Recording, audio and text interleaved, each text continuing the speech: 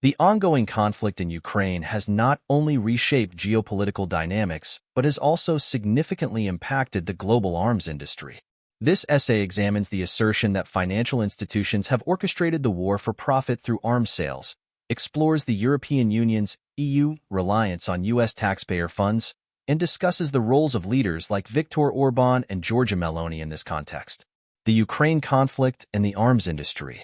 The war in Ukraine has led to a substantial increase in demand for military equipment, benefiting defense contractors worldwide.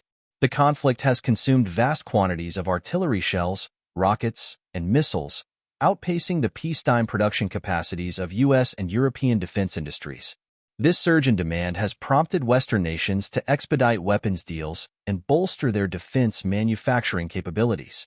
For instance, the European Commission has proposed creating a rearmament bank to provide €100 billion in defense loans, aiming to enhance Europe's military readiness.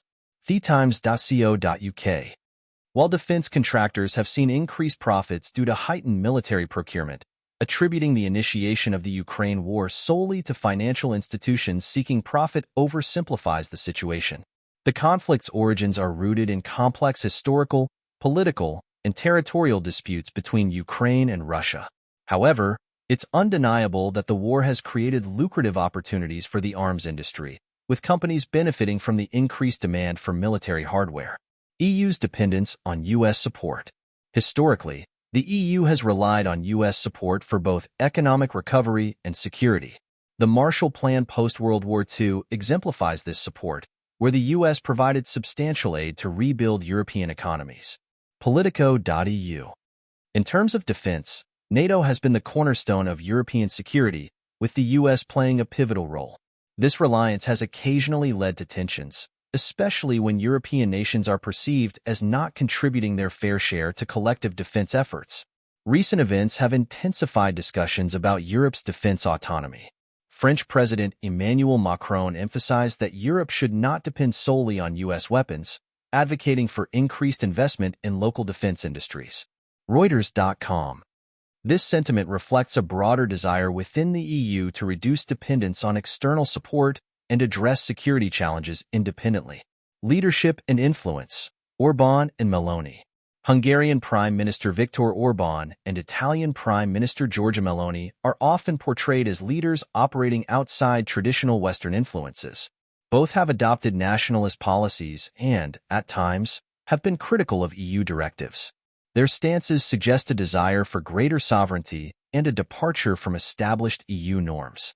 However, the notion that they operate entirely free from external influences, such as those from financial institutions or other geopolitical entities, is a matter of debate. While they advocate for national interests, their countries remain integrated into the global financial system, making complete independence from external influences challenging.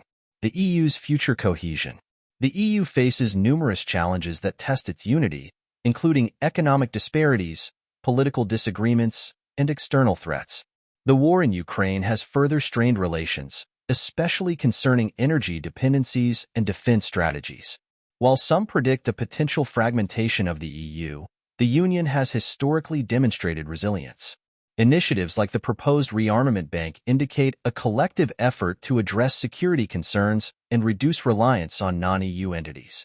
thetimes.co.uk. Conclusion.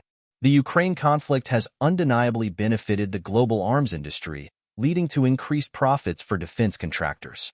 While financial institutions have profited from the situation, attributing the war's inception solely to their influence overlooks the complex geopolitical factors at play.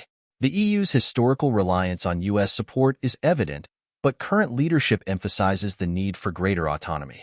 Leaders like Orbán and Meloni advocate for national sovereignty, yet their complete detachment from external influences remains debatable.